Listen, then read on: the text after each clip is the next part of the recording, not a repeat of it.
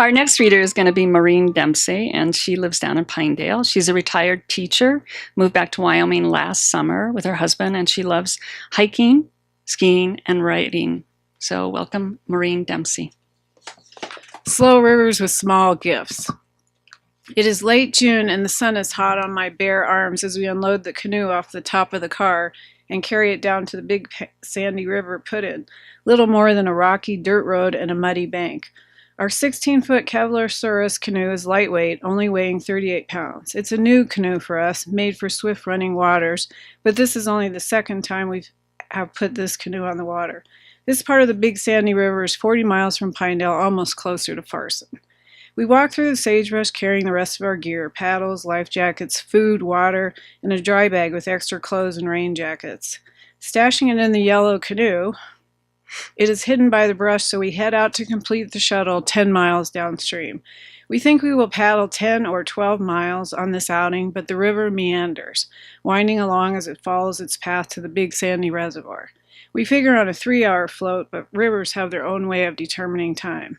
Returning to the put-in, we check out the river to discover it appears to be quiet with few rapids. The current is not too swift, and the water is a deep brown color. We don't know much about this stretch of river, haven't been able to find anyone who has run it. Willows hug its muddy banks, and small birds flit in and out of the shrubs and Russian olive trees growing here and there. Launching the canoe off the bank, we sink ankle deep into the chocolate sand, getting stuck enough to remove our sandals to keep going. The water is cool and not too deep, so my husband jumps out and pushes us out into the water before climbing back in to guide us into the current. Although the Big Sandy follows Highway 191, the river is below it and there is little noise from traffic. It is calm as we glide past blooming pink wild rose plants and yellow prickly pear cacti. This is a desert river, so it surprises us when all of a sudden a large, mostly white owl with brown splotches explodes from a willow tree and flies right over our canoe. It follows us downstream and is joined by another similar owl as the pair swoop and sail back and forth across the river. It is an impressive sight watching the two at such a close range. Joined by 3 smaller blackbirds, the trio snips at the owl's wings and the pair flies off. We continue downstream, winding in and out, coming into a canyon where the banks get steeper and sand-silt slabs are sheathing off. Swallows come out of their mud nests and have a conference above our heads, squawking about our intrusion before flying off. Estimating we have paddled at least 3 miles, we aren't sure because of the winding nature of the river. Staying in the deeper part of the river and following the current, we zigzag across the water at a constant pace. Suddenly, 2 more of the large whitish owls emerge from a hole in the mud underneath an overhang. They too sweep and glide above our heads, but the show is shorter this time, and they disappear as quickly as they appeared.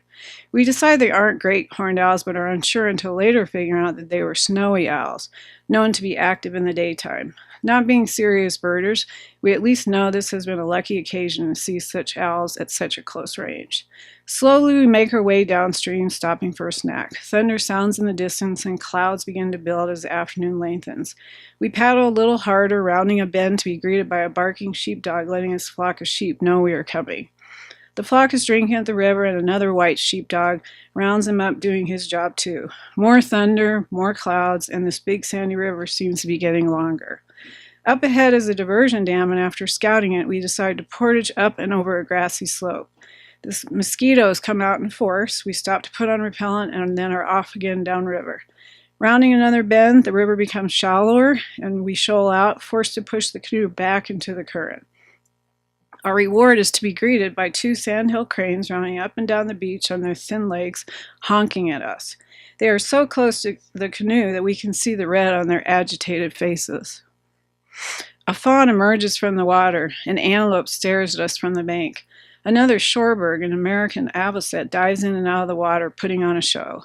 A cow or 2 ambles by, and then a few more sheep. We think we are getting closer to the takeout, but it's difficult to tell.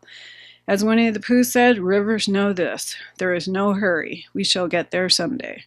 Instead, a few drops of rain splatter on us, then the sun comes out, and after a few more bends in the river, we see our car perched on the bank. The mosquitoes buzz around our heads as we pull the canoe out of this lazy river. It is hot now and we are ready to be off the water, but certain we have received a series of small gifts for paddling this stretch of the Big Sandy River. Thank you.